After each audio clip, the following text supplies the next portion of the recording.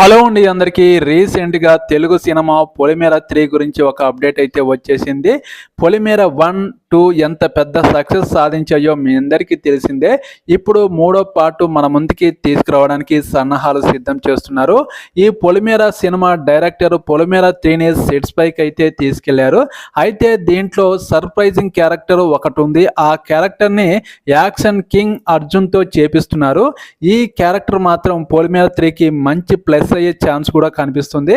Main highlight అయ్యే character ఈ action king Arjun నటిస్తున్న ఈ క్యారెక్టర్ మాత్రం పొలిమేర 3కి ప్లస్ అయ్యే అవకాశం కూడా కనిపిస్తుంది.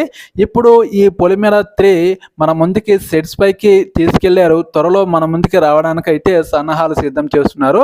పొలిమేర 1, 2 ఎంత పెద్ద సక్సెస్ అయ్యాయో మీ అందరికీ తెలిసిందే.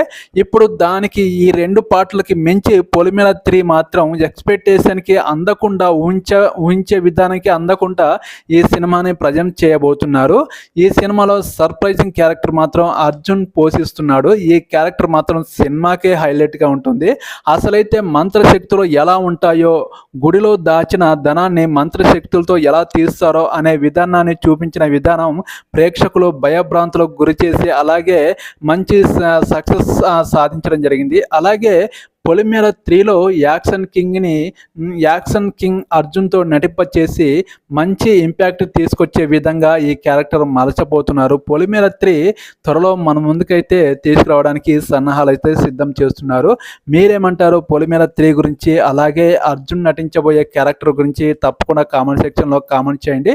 నా ఛానల్ని ఎవరైనా సబ్స్క్రైబ్ చేసుకున్న వాళ్ళు ఉంటే please support my channel, subscribe చేయండి. ఓకే.